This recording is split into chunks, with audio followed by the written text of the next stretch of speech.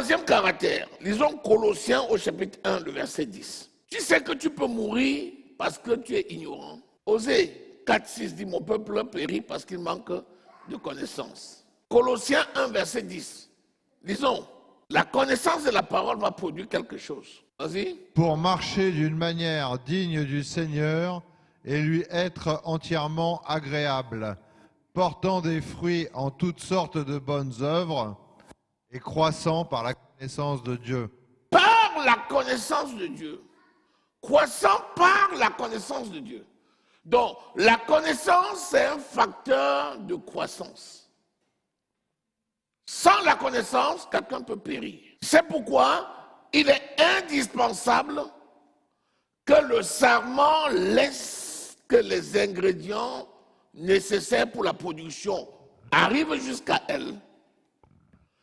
Et ensuite, jouissent de cette sève de façon épanouie pour porter le fruit. Alléluia. La connaissance est indispensable.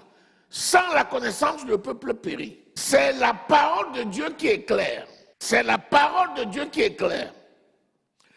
Lis voir le psaume 119, verset 9.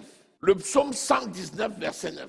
Si tu veux dégager tes voies, éclairer tes voies, améliorer tes voies. Comment le jeune homme rendra-t-il pur son sentier en se dirigeant d'après ta parole? En se dirigeant d'après ta parole. C'est chacun qui va rendre pur son sentier. Ce n'est pas le Seigneur qui va venir rendre pur le sentier. Il t'a déjà donné la parole. Si tu utilises la parole, tu dégages ton sentier. C'est-à-dire le sentier, le chemin de ta santé, le chemin de tes finances, le chemin de ta croissance dans tous les niveaux. C'est la parole de Dieu qui donne tout.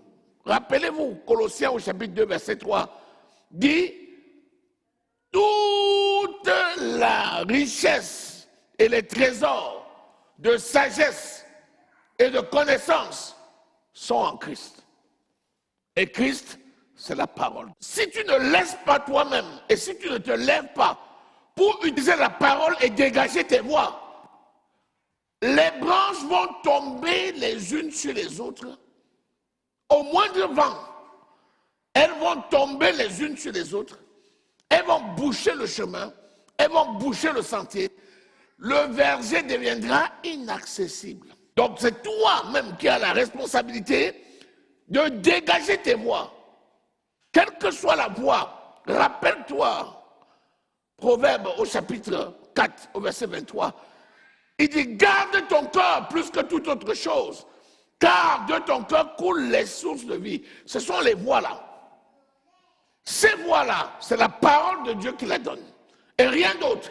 C'est pour ça que la parole de Dieu est une lampe à nos pieds et une lumière sur notre sentier. Sans la parole de Dieu, tu ne peux absolument rien faire. Donc, la connaissance de la parole de Dieu, c'est le facteur numéro 1 de productivité. D'abord, pourquoi? Parce que si tu n'as pas la connaissance, tu ne peux pas marcher dans ton héritage. Comment peux-tu savoir que Jésus guérit si tu n'as pas lu que Jésus guérit? Comment peux-tu savoir que Jésus te préserve si tu n'as pas lu que Jésus te préserve?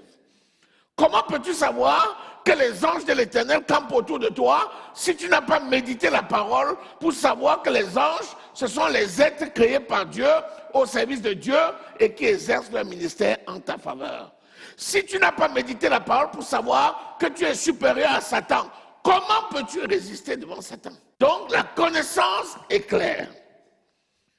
Si tu es une branche, tu ne vas pas apprendre au tronc comment faire. Mais tu vas rester connecté au tronc et tu vas laisser que la sève monte jusqu'à toi. Tu vas même demander au vigneron quelle est même la composition de cette sève-là. Parce que j'aimerais tant savoir ce qui me fait tant de bien. C'est ça, désirer la révélation que te donne l'Esprit. Sur quoi? La parole. Cette connaissance maintenant, tu ne l'auras qu'au fil du temps. Parce que la parole de Dieu dit que nous ne connaissons qu'en partie. Donc, il faut beaucoup un caractère essentiel. C'est la patience. C'est la patience seule qui te permettra d'avoir la connaissance. Si tu n'es pas patient, tu peux produire beaucoup de fruits aujourd'hui, Et demain, tu produiras moins de fruits. Pourquoi?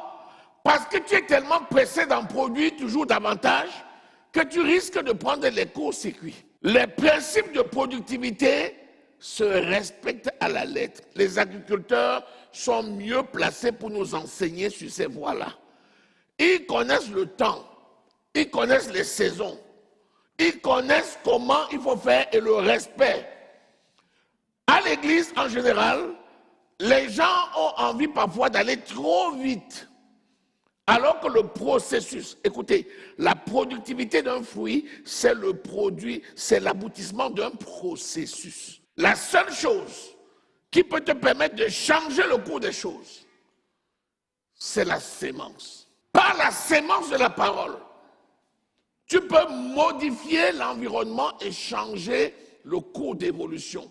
Luc au chapitre 8, verset 11 nous dit que la parole de Dieu, c'est la sémence. Si tu es quelqu'un qui est habitué, qui a les révélations de la parole et qui connaît utiliser la parole de Dieu, tu vas avoir les révélations pour faire des sémences qui vont modifier le cycle et le cours. L'exemple type, c'est qui? C'est Isaac. Lorsque le peuple allait en Égypte à cause de la sécheresse, Isaac a eu l'oreille pour écouter le Seigneur qui lui a dit, ne va pas en Égypte, sème à Guérar. Comme il n'y avait pas de pluie, il n'y avait que la poussière, les gens prenaient leurs semences et partaient en Égypte et utilisaient leurs semences pour leur nourriture sur la route pour arriver en Égypte. Et Dieu lui dit, non, toi tu ne pars pas, sème ici. Donc quand les gens partaient en Égypte en mangeant leurs semences, lui, il a pris sa semence et il l'a mis dans la poussière. Les gens partaient en disant qu'il était fou. Dès qu'il est parti, parce qu'il a obéi, il a changé le cycle. Il a rempli le nuage de pluie et la pluie s'est libérée. Quand les gens étaient déjà en Égypte, la pluie tombait et il a pris tout. Le Seigneur lui a dit, ne plante pas une petite quantité. Avant d'arriver, il avait planté sur tout leur champ. Il était devenu propriétaire. La sémence, c'est la sémence de la parole. Tu ne peux s'aimer que sur une révélation. Et la révélation dépend de ton attachement à la parole. Et le Saint-Esprit fait le job. Il commence à te faire investir dans les domaines où personne ne peut soupçonner. Vous savez qu'en général, dans le monde, les gens suivent l'effet de mode.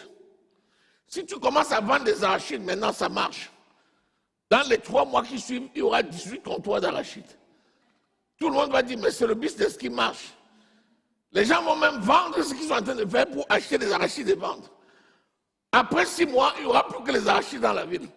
Le cours des arachides va chuter. Alors, avec Dieu, ce n'est pas ça. Ce n'est pas parce que quelque chose marche aux yeux des hommes que tu dois le faire. Donc, tu t'attaches à la parole, l'Esprit de Dieu te révèle ce que tu dois faire, et ce que tu fais souvent, c'est comme un fou. Et derrière, ça va produire. Alléluia.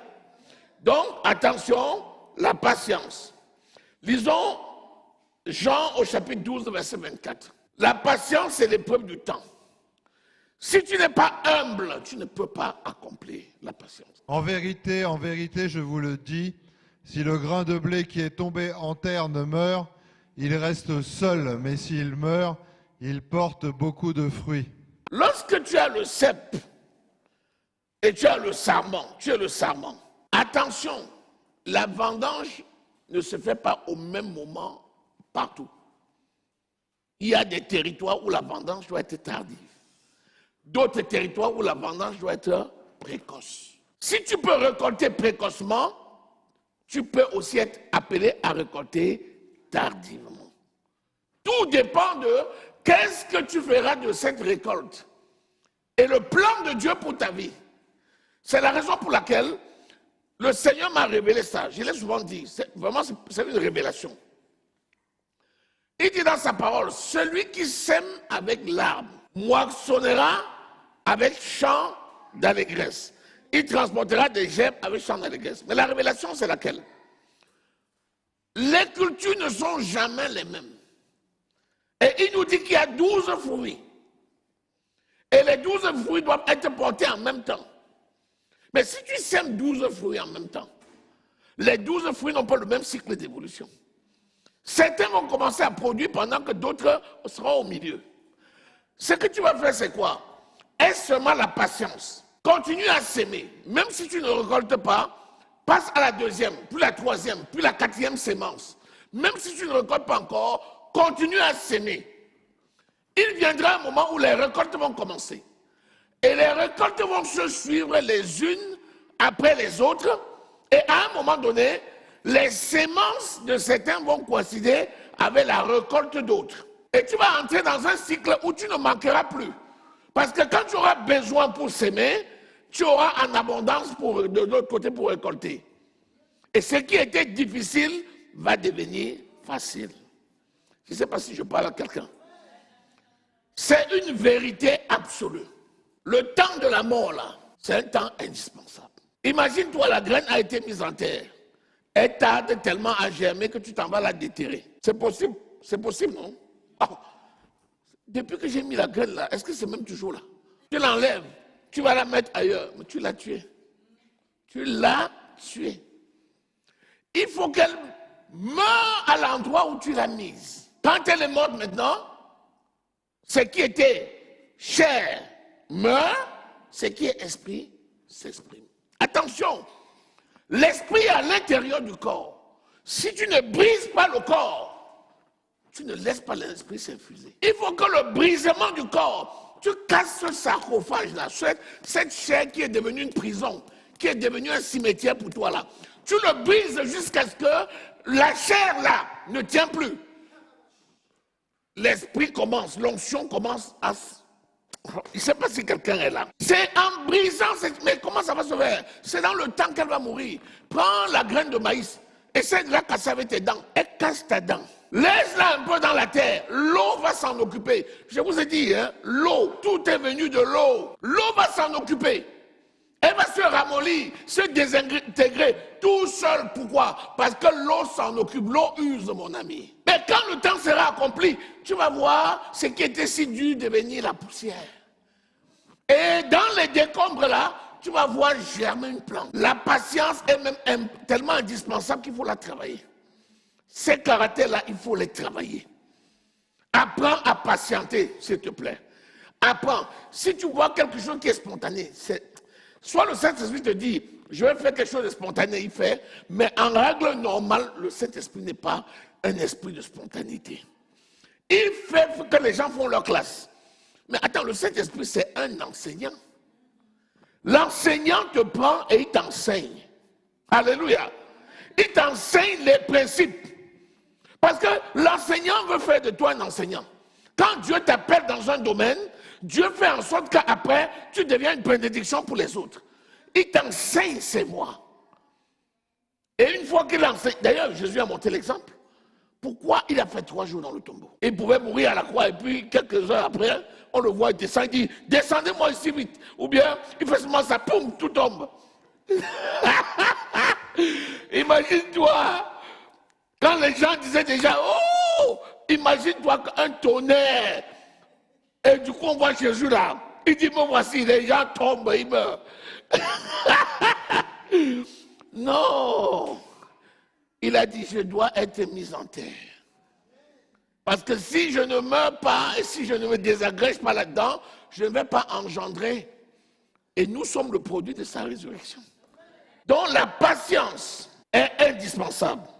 Nous avons parlé de quoi? La fidélité, se laisser corriger, reprendre, ensuite émonder, c'est-à-dire laisser que le Saint-Esprit s'occupe de toi.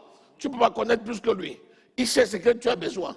Ensuite, la connaissance. Il faut que tu sois attaché à la source, à la parole pour connaître. Et puis quoi d'autre? La patience. C'est-à-dire l'épreuve du temps. Dis-moi, si la graine qu'on avait mise en terre était bonne, qu'est-ce qui peut empêcher maintenant que tu portes le fruit? Quand on met une graine en terre, elle donne combien? Elle donne des épis de combien? De 30? De 60? De 100? Ça veut dire quoi en fait? Ça veut dire qu'une graine va se multiplier. Imagine-toi alors, tu as mis la graine en terre. Le temps qu'elle prenne pour produire, qu'est-ce qui te reste à faire si tu es un homme de foi? Oui, il y a l'arrosage, c'est bien. Parce que si tu n'arroses pas, ça peut sécher. Il y a le Seigneur qui fait quoi? Qu'est-ce que tu fais? Veiller à faire quoi? À faire quoi? Oui, en patientant, tu fais quoi? Ésaïe 54. En patientant, tu dois élargir tes cordages. Tu dois augmenter tes greniers. Il y a des gens qui attendent, c'est quand on récolte des tonnes qui disent, je vais faire comment? Et comment dire, tu peux me prêter ton garage? Tu peux me prêter? Non! Quelqu'un qui a la foi sait. Attends, tu as sémé. Tu dis, pour l'instant, l'église n'est pas encore pleine. Comment je vais ouvrir une autre église? Non, attendons. Quand on sera déjà 400, on va aller ouvrir une autre église ailleurs. Si quelqu'un t'écoute, il va dire que tu as raison. C'est un raisonnement logique. Sauf que c'est une incrédulité. Parce que l'église n'est pas vide. Parce que l'église n'est pas vide. Si le Seigneur ouvre tes yeux comme il a ouvert les yeux de Géasi, tu vois que ceux qui sont avec nous sont plus nombreux que ceux qui sont contre nous. Qu'est-ce que tu fais? Pendant ce temps, tu élargis tes cordages. Quand le Seigneur te donne une opportunité, tu entres et tu fais l'œuvre. Après, il commence à t'envoyer dans ce pays, dans ce pays, dans cet endroit, dans cette ville. Tu t'en vas. L'œuvre se multiplie partout. Lorsque les récoltes commencent à produire, ce n'est pas une récolte. Il y a une première, 2, 3, 4, 5, 6, 7, 8, 9, 10, 11. Les 12 fruits de la justice. Si tu n'avais pas préparé tes cordages, tu mets les mains sur la tête, tu pleures.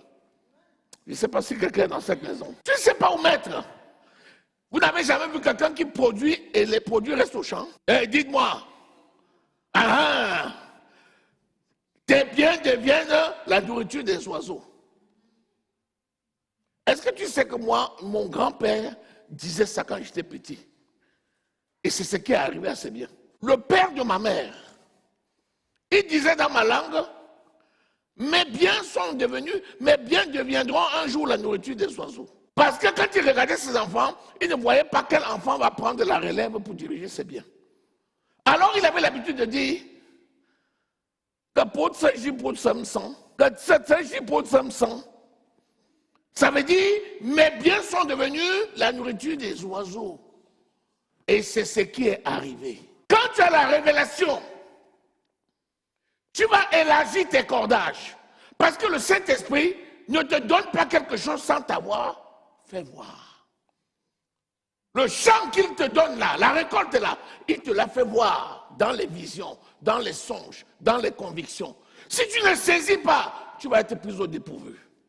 Tu vas être comme ces agriculteurs qui passent le temps sous le soleil, sous la pluie, ils travaillent comme des malades, mais ils n'y croient pas. Et le jour où la récolte déborde, il dit, waouh, je ne savais pas que, je ne m'attendais pas. On dit, mais comment tu t'attends? Il dit que non, les 2 ou 3 dernières années qui sont passées là, la récolte n'était pas bonne. Donc je me disais que, non, acte de foi, tu élargis les cordages. Lorsque tu veux produire les enfants, mon ami, achète la maison avec les chambres des enfants. Mais oui, mais oui, mais oui, c'est la foi. Ne fais pas un investissement et dans le même temps, tu te comportes comme quelqu'un qui n'a pas investi. Tu dis, en attendant, je vais prendre un entier couché. On va voir d'abord si Dieu fait. Alléluia. Imagine-toi quelqu'un qui a sémé pour le mariage, mais il vit dans un studio entier couché. Le jour où il trouve la soeur, il fait comment? Il commence à déménager. Père des frères, est-ce que vous avez compris? Donc, pendant ce temps, tu fais quoi? Élargis les cordages. Parce que la parole de Dieu, c'est la vérité. Elle ne ment pas. Quand elle sort, elle va s'accomplir. Est-ce que quelqu'un est là? Garde-moi ces facteurs-là, mais surtout, va élargir les cordages. Nous avons fini pour aujourd'hui. Voilà les facteurs. Maintenant, il y en a d'autres. Alléluia, il y en a d'autres. Mais les autres là vont rentrer dans ce que nous avons dit.